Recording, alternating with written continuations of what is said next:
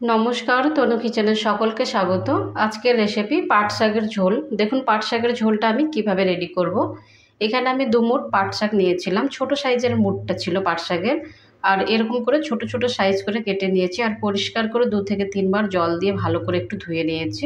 আর জলটা আমি সুন্দরভাবে ঝরিয়ে নিয়েছি। দেখুন এটা আমি কিভাবে রেডি করব।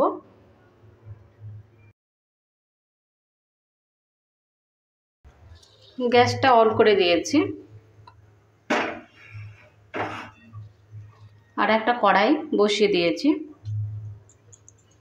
এবার কড়াইয়ের মধ্যে শাকগুলোকে দিয়ে দিচ্ছি।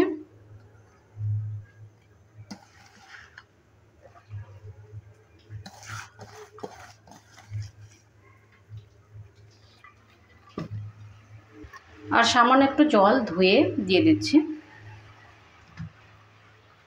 লবণ দিয়ে দিচ্ছি হাফ চামচ। লবণটা স্বাদ অনুযায়ী ব্যবহার করবেন, পরে কিন্তু আর আমি লবণ ব্যবহার করব না, এখনই আমি লবণটা ব্যবহার করে নিয়েছি।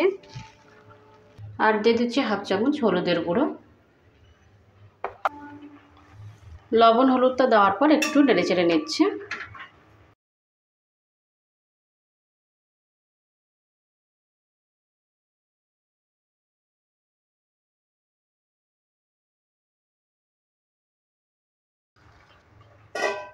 তিন থেকে 4 মিনিটের জন্য সেদ্ধ হওয়ার জন্য ছেড়ে দিচ্ছি।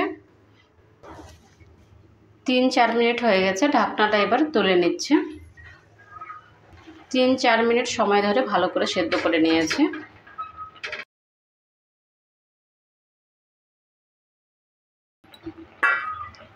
এবার আমি শাকটাকে নামিয়ে নিচ্ছি। আবারও আমি কড়াইটাকে বসিয়ে দিয়েছি আর কড়াইটাকে হিট করে নিয়েছি। এবার দিয়ে দিচ্ছি সরষের তেল। 2 চামচের মতো সরষের তেলটা ব্যবহার করলাম।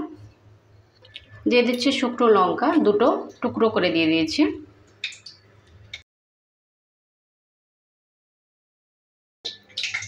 হাফ চামচ দিয়ে দিচ্ছি গোটা জিরে। আর দিয়ে দিচ্ছি রসুন কুচি।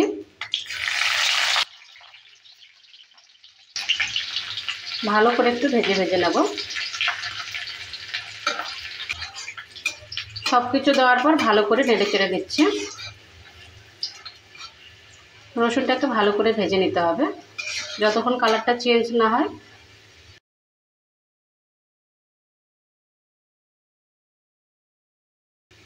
রসুনটাও ভালো করে ভেজে নিয়েছি।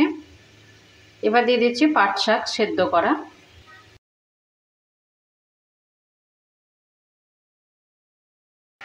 পাট শাকটা দেওয়ার পর আবারও ভালো করে একটু নেড়ে চেড়ে নিচ্ছি। আবারও 1 থেকে 1.5 মিনিট সময় নিয়ে ভালো করে আবারও একটু রান্না করে নেব।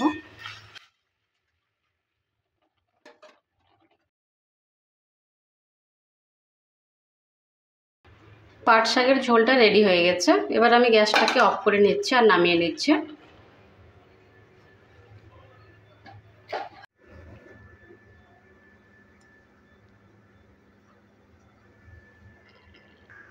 পাট শাকের ঝোলটা রেডি হয়ে গেছে। আপনাদের এই রেসিপিটা কেমন লেগেছে, ভালো লাগলে অবশ্যই কমেন্ট করবেন। ভালো থাকুন, সুস্থ থাকুন আর চ্যানেলটাকে অবশ্যই সাবস্ক্রাইব করে দেবেন নিত্য নতুন রেসিপি পাওয়ার জন্য। বাই ফ্রেন্ড, নেক্সট ভিডিও আবার দেখা হবে।